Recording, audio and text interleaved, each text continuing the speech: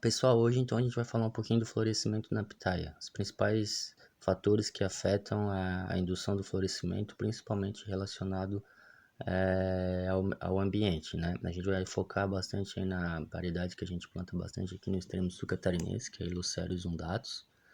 Então, quando a gente fala em pitaia, a gente tem que sempre pensar o local de origem dela, né? Ela é originária aí de florestas tropicais, com microclima bastante sombreado e úmido, né?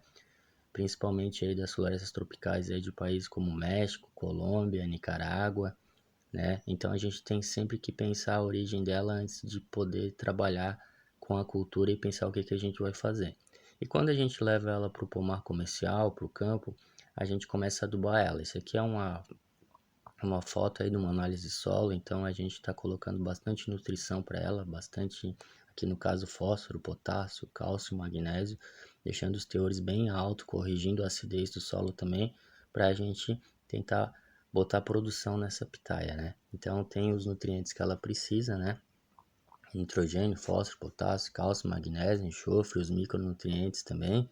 Nessa fase de floração agora seria bastante importante a utilização do boro, cálcio e potássio, né, para maior pegamento das floradas. Então a gente aqui no extremo sul catarinense, a floração ela iniciou no dia 21 de dezembro, tá? Como vocês podem observar aí nessa foto.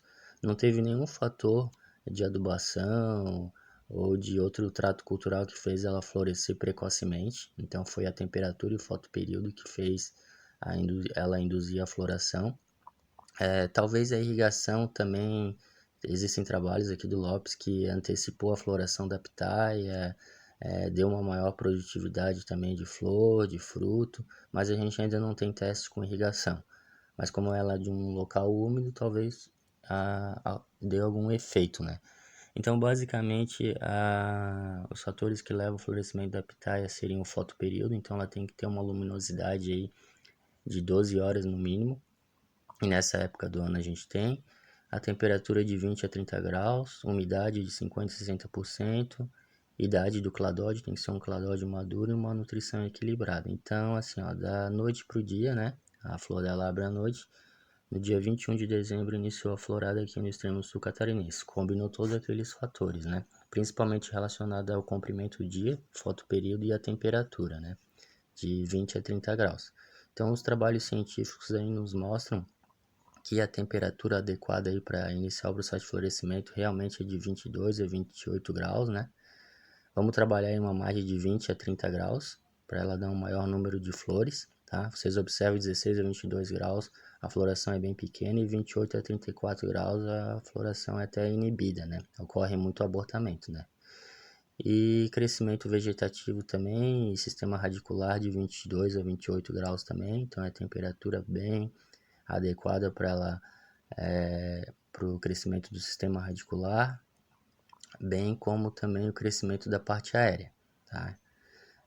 Tentamos outros manejos aqui, principalmente a poda da gema apical, aqui em pomar comercial, mas a gente não obteve nenhum resultado. Fizemos diversas adubações também, a gente trabalha no sistema orgânico, né? Cama de aves, esterco de bovino, biofertilizante, e realmente ela não mostrou as caras aí para iniciar o florescimento, apenas quando combinou fotoperíodo e temperatura. E tem outros trabalhos que mostram também que altas temperaturas no verão inibem a floração da pitaia, né? O percevejo também é outro fator que pode causar abortamento das flores da pitaia, então a gente tem que sempre observar ou fazer uma amostragem no campo para ver se tem incidência de percevejo. Já falei no vídeo anterior como fazer um manejo de insetos, pragas e doenças. Então a gente observa aí que a pitaia, então, ela necessita realmente desses fatores, né? E condições de sombreamento também inibiu, tá? Inibiu também a produção de flor e de fruto da pitaia, tá? Então a gente em condição de sul do Brasil, que a radiação solar é um pouco menor, não tem necessidade de usar sombreamento em pomar adulto, tá? Então basicamente é isso. Então a gente mostra a primeira florada da safra 2019-2020 aqui na região de Araranguá, extremo sul catarinense, e totalmente relacionado então ao fotoperíodo e à temperatura.